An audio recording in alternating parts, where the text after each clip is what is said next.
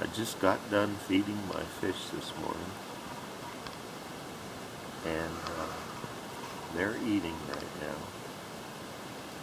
And this aquarium here is what I would call a totally loaded community tank.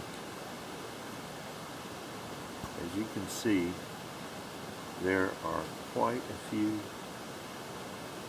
ancestral Plecostomus in this tank, and way too many giant Daniels,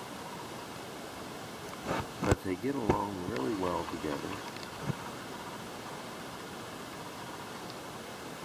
And the tank itself is about 50 gallons, not counting all the rock work that I have in it. And the Plecostomus are actually swimming up to the surface to eat and to suck on koi pellets. Now, I feed them every day, and they know that I'm going to put koi pellets in, and they float at the surface of the water. And they make it really handy for feeding koi, because the koi don't naturally like to eat on the surface of the water. And they like to come up and grab one and suck on it and fall slowly down to the bottom of the aquarium. There's a large Syndontis petricola catfish right there. There's also, this is not actually a breeding colony of them. There are some females in here, but mostly there are large male petricola catfish. I'll just sit back and film and let you watch the fish activity. If I see anything or think of anything that's particularly interesting, besides this feeding behavior, I really enjoy seeing how they just all get a piece of food like that guy has in his mouth and suck on it and fall down to the bottom. Then they'll spit it out and go right back up to the surface and get another one. Look at the, let's see, what would you call those? The whiskers on that male ancestral Plecostomus right there. Isn't that something? He must be the most dominant natural colored Plecostomus that I have in that tank.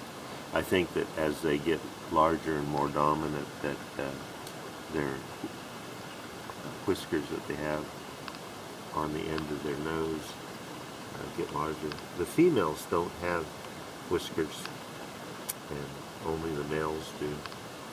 Right now I've got a breeding colony in the other fish room that I have downstairs in another 50-gallon aquarium, where I've got about 30 little babies that's coming along, and some of them are growing so quickly that they're almost the size of these youngsters that are in here. They are actually almost a year old now.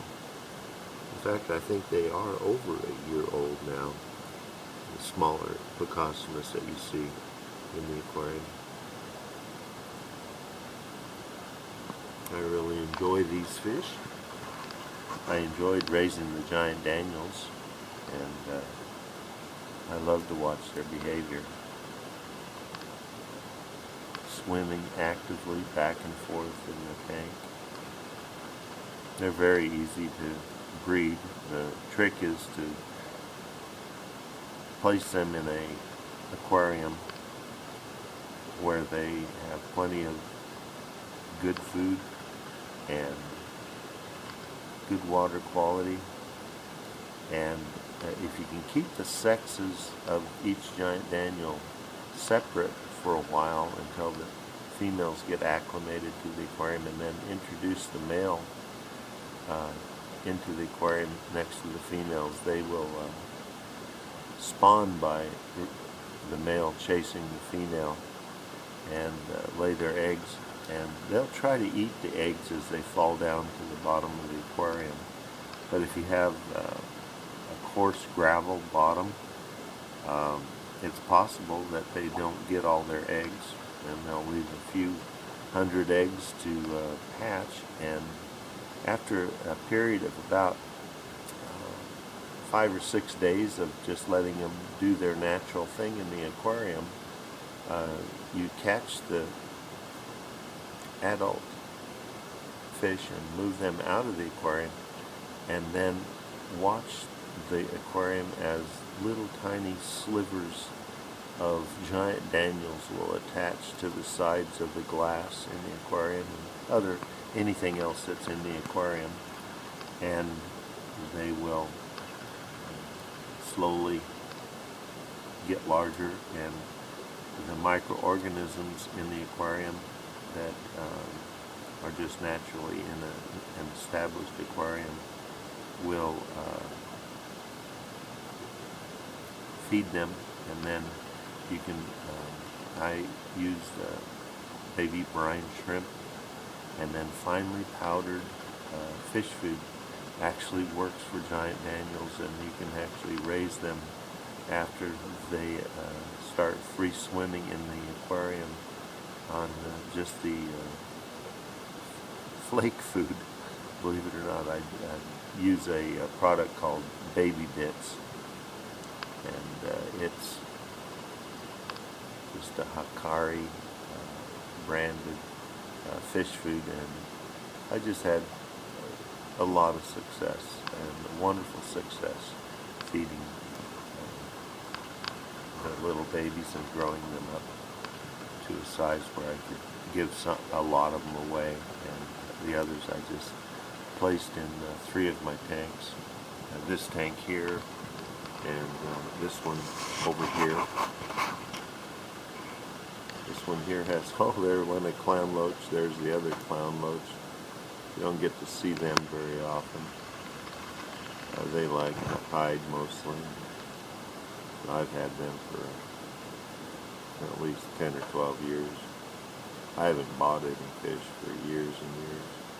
But they came out and they like to eat shrimp pellets, and the Laotian loaches are in this tank also, and some zebra loaches. There's a zebra loach coming out between those rocks right there.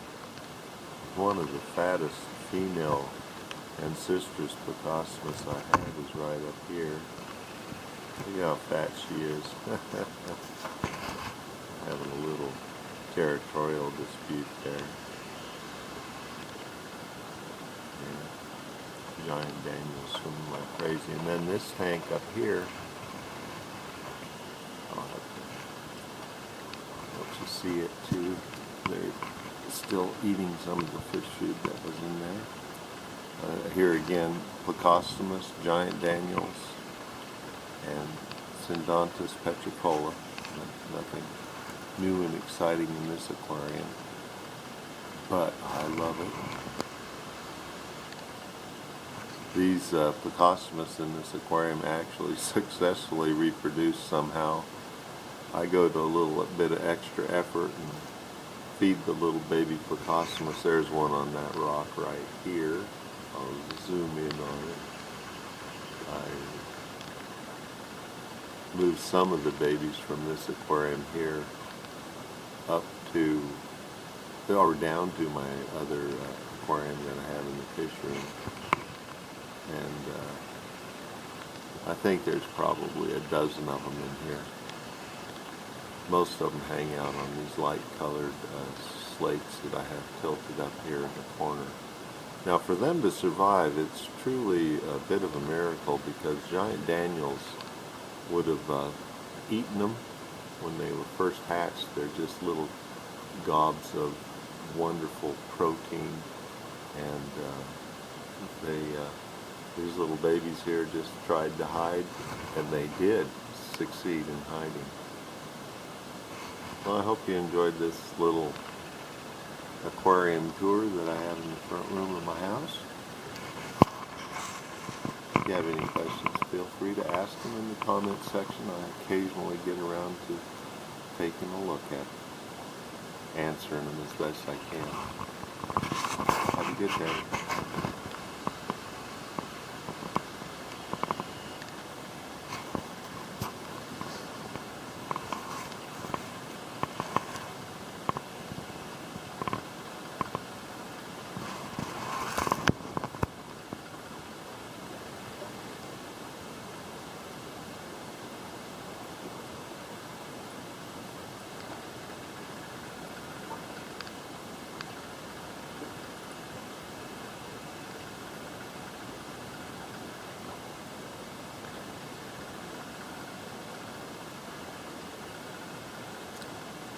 zebra lunch.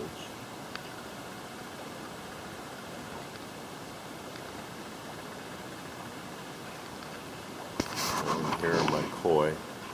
I've had these guys in a 50-gallon aquarium for more than 2 years now. They're doing really good. Sort of an experiment to find out how long you can keep koi in an aquarium, and so far, absolutely 100% success. Goes against everything that the authorities say that you can do with koi. Here it is.